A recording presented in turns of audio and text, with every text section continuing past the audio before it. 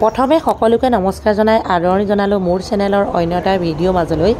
বন্ধু বান্ধৱীসকল, চাহ খাবৰ কাৰণে বনোৱা হৈছিলে কেইটামান ইডলি, তাৰে কেইটামান থাকি গ'ল। পিঁয়াজ, এয়া নৰসিংহ পাত, ৰেড চিলি, অকণমান আদা, ধনিয়া, কলা সৰিয়হ, লগতে অকণমান জিৰা গুড়া, এইফালে আকৌ জলকীয়া, সকলোখিনি এনেধৰণে যোগাৰ কৰি লৈ ইডলিকেইটা ধুনীয়াকৈ কাটি ল'লোঁ পিচ পিচকৈ পনীৰ দৰে।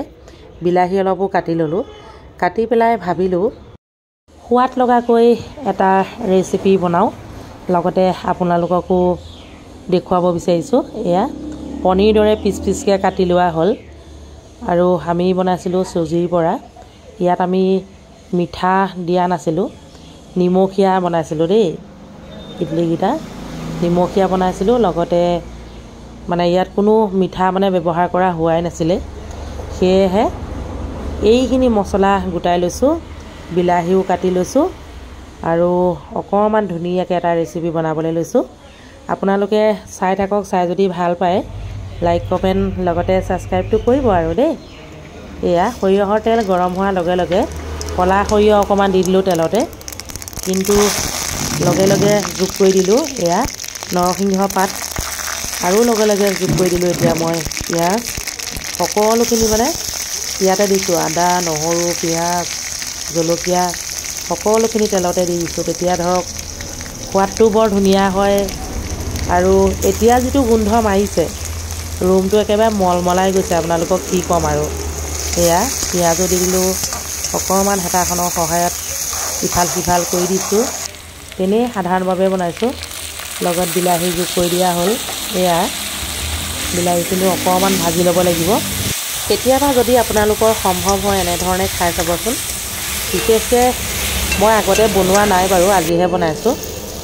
এয়া সোৱাদ অনুসৰি নিমখ আৰু হালধি, লগতে অকণমান জিৰা গুড়া যে লৈছিলোঁ সেয়াও যোগ কৰি দিলোঁ। নিচেই অকণমান বনাইছোঁ, বৰ বিশেষকৈ বনোৱা নাই, সেয়েহে মছলাও কম কম ব্যৱহাৰ কৰিছোঁ। আৰু বিশেষকৈ আপোনালোকে জানেই মই বিশেষ মছলা নাখাওঁ, একদম কম মছলা খাওঁ। ৰংটো আৰু অকণমান ধুনীয়া হ'বৰ বাবে দি দিছোঁ ৰেড চিলি আৰু অকণমান হালধি, সেয়াও সোৱাদ অনুসৰি দিছোঁ। যি নহওক ধুনুকৈ এনেকৈ ভাজি ল'ব লাগে।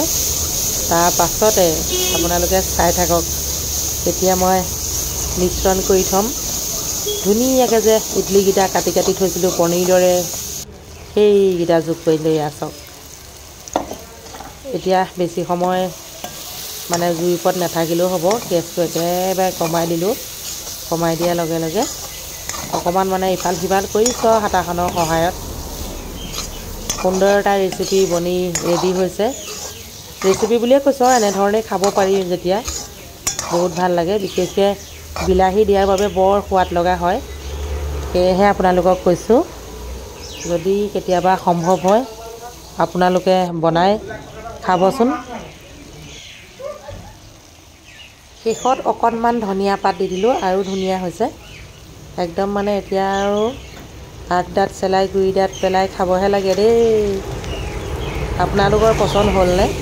যদিহে পচন্দ হ'ল মোক আৰু লাইক কমেণ্ট এটা কৰিবলৈ নাপাহৰিব। আৰু শেষত সকলোকে মোৰ চেনেলৰ তৰফৰ পৰা মৰম যাচিছোঁ।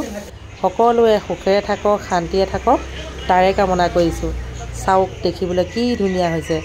আজিলৈ আহিছোঁ, আকৌ লগ পাম, বাই বাই।